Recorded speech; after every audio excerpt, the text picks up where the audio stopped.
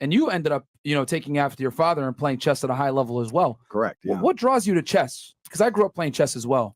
So yeah, so chess. I mean, obviously, my father was a chess master, right? So I had to learn the game. He sat me down. I spent a lot of time learning it, and to this day, I have massive respect for chess. So much respect for the game. It's so much harder at that world level than people can even fathom. Unless you even play the game, you can't even anticipate how good these people are at the game. They're effectively computers.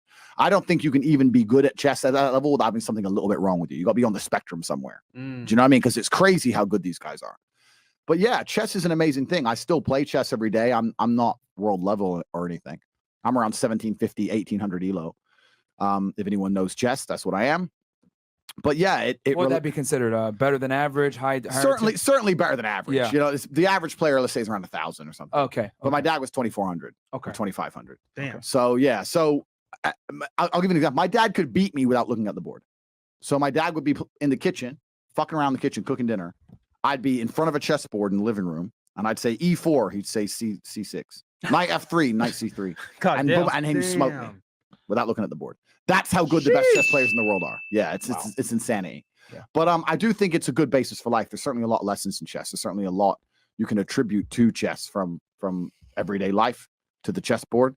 And I think it's a good grounding mechanism. I enjoy to sit down for a good couple hours, win some games, lose some games. Right. It's something I personally enjoy. So, yeah. Can you tell us some of those life lessons that you learned from playing chess with your father and applying it into real life? Yeah, absolutely.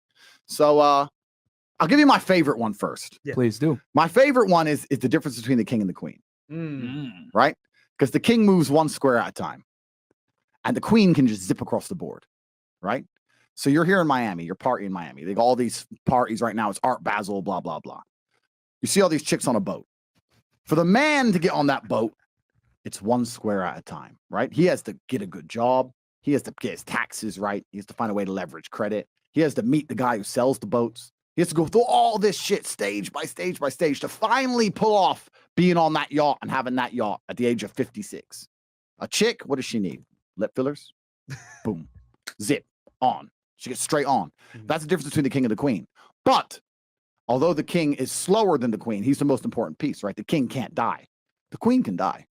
The queen, sometimes you can be looking at a position and go, this is fucked up. The only way out of this is to sacrifice that bitch. Sometimes you can do it. I'll tell you a very quick story. This is a story I've never told before. When I was, how old was I? 23? When I was 23, I was dating a ballerina.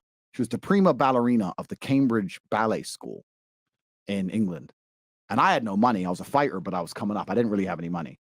And she lived far away, like an hour and a half away, but she used to come see me, and we were good for like a year and a half. I loved this girl. Yeah. And she finished ballet school. She started dancing in clubs in London. She couldn't get any ballet work. Surprise, surprise. Who fucking wants ballet work, right? So she ends up doing like dancing and not stripping, but like dancing in the club, da-da. So now she's around all the London money every day. She's out dancing all the time. She's up late every night. She doesn't want to drive an hour and a half to come see me. None of this shit. So we're kind of falling apart a little bit. And she ended up talking to someone famous, David Hay. I don't know who he is. He's a boxer. So David Hay starts texting this bitch, right? Back and forth to the. So anyway, when I finally saw her again, she was like, we had an argument. She's like, well, you know what? You think you're a fighter? This guy, that guy, this guy, that guy. I'm like, look, if you're going to go fuck idiots, at least do it for money.